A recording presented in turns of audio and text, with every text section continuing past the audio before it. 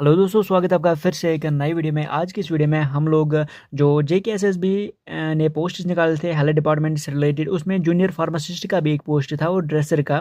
तो इसका सिलेबस इन्होंने अपडेट किया है, तो वो हम देख लेते हैं कि क्या क्या सिलेबस इन्होंने दे के रखा है। एनएक्सजी में आप लोग सिलेबस देख सकते हो।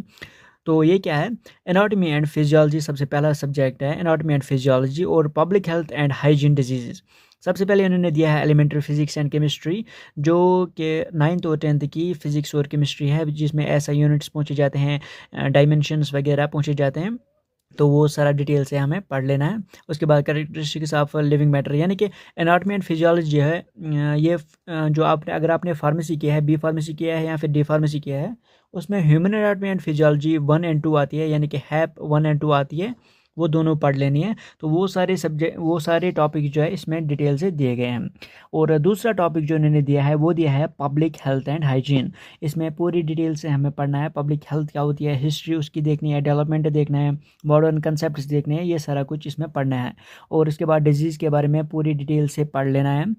डिजीज़ क्या होती है, डेफिनेशन उसकी, और कंसेप्ट्स एंड प्रैक्टिस क्या है, मेजर कैसे किया जा सकता है डिजीज़ वगैरह, वो सारा कुछ डिटेल से पढ़ लेना है। इसके बाद आगे देखते हैं 20 मार्क्स का ये भी टॉपिक आता है, ये भी सब्जेक्ट आता है, जिसमें basic medical information, drugs and antibiotics, basic medical information, drugs and antibiotics and their preparations, वो आते हैं इसमें। यानी कि जो आपने फार्मास्यूटिक्स पढ़ी है, जैसे कि फार्मास्यूटिकल टेक्नोलॉजी, यानी उसमें हमें बताया जा रहा है कि प्रिस्क्रिप्शन क्या होती है, डोजेज कैसे निकाल सकते हैं हम, डोजेज फार्मूला क्या है, वो सारे कुछ इसमें बताया गया है। और सपोजिटरीज कैसे हम बनाते हैं, कैसे प्रिपेयर करते हैं, सपोजिटरीज होती क्या है, वो भी हमें इसमें पढ़ना है। और ऑइंटमेंट्स क्या होते हैं, स्प्रेज क्या होते हैं, ऑर्डिनरी बाजार मेडिसिन ये होते क्या क्या हैं, ये आपको डिटेल से पढ़ लेना है। उसके बाद आता है 5 मार्क्स का रिकॉर्ड कीपिंग, जिसमें स्टोर्स आते हैं और रिकॉर्ड्स एंड प्रोसीजर्स इसमें आते हैं। उसके बाद आता है ये एक इन्होंने नर्सिंग का भी सिलेबस इसमें कंबाइन किया है, जैसे कि first aid and home nursing का भी इन्होंने सिलेबस इसमें मैच किया है, जैसे कि outline of the first aid, structure and functions of the body, dressing and bandage भी इन्होंने इसमें रखा हुआ है। उसके बाद एक और इसमें आता है होम नर्सिंग का, introduction of the home nursing. इसके भी अलग से 10 मार्क्स आते हैं, जिसमें क्या क्या टॉपिक आते हैं, सिक रूम्स आते हैं, बेड मेकिंग आते हैं, पेशेंट टॉयलेट आते हैं, ऑब्जर्वेशन ऑफ द सिक आते हैं, इन्फेक्शंस आते हैं, सर्जिकल टेक्निक्स आते हैं, डाइट्स आते हैं। तो इसका कोई काम नहीं बनता था वैसे फार्मेसी में, लेकिन इन्होंने अब सिलेबस दिया हुआ है, अब क्या ही कर सकते हैं।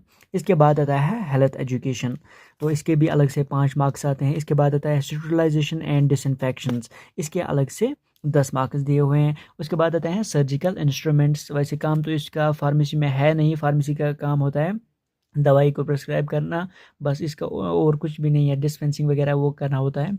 लेकिन इसका कोई काम नहीं है रहता है कि सर्जिकल इंस्ट्रूमेंट्स क्या है, उनके नेम क्या है, उनके यूजेस क्या है, प्रिपरेशन क्या है, वो काम फार्मेसी का वैसे नहीं रहता है, और पढ़ाया भी नहीं जाता ये फार्मेसी में।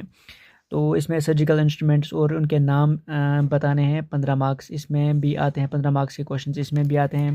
प्रेपरेशन ऑफ इंस्ट्रूमेंट ट्रेस भी आते हैं, जो कि ओटी का सब्जेक्ट होता है, ओटी एटी का सब्जेक्ट होता है। और गायनोकॉलजी वो ट्रेस वगैरह होते हैं, ये भी इसमें दिया है। और भी बहुत कुछ दिए हैं, कार्डियोवास्कुलर ट्रेस दिए हैं, ऑर्थोपेडिक ट्रेस भी दिए हैं। और इसके अलग से इन्होंने 20 मार्क्स दे के रखे हैं। और पेडियाट्रिक ट्रेस होते हैं। और एक और सब्जेक्ट इसमें है preparation of patient for operation, pre and post operative patient care, और ये सब्जेक्ट भी इन्होंने दिया है। टोटल हमें यहाँ पर 120 मार्क्स दिए हैं और 2 आवर्स का इन्होंने टाइम दे के रखा है।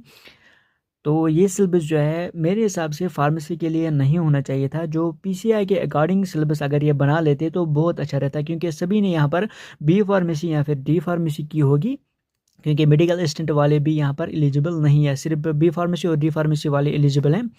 तो इनको यहाँ पर पीसीआई के अकॉर्डिंग सिलेबस देना था, जो कि उन्होंने बहुत ज़्यादा गलत किया है बच्चों के साथ। जो बी फार्मेसी या फिर डी फार्मेसी वाले बच्चे हैं उनके साथ बिल्कुल गलत किया है, क्योंकि ये सिलेबस किसी फार्मेसी स्टूडेंट के लिए सूटेबल नहीं है। बाकी मिलते हैं किसी अगले वीडियो में, तब तक के लिए take a very special care of yourself, tata bye bye.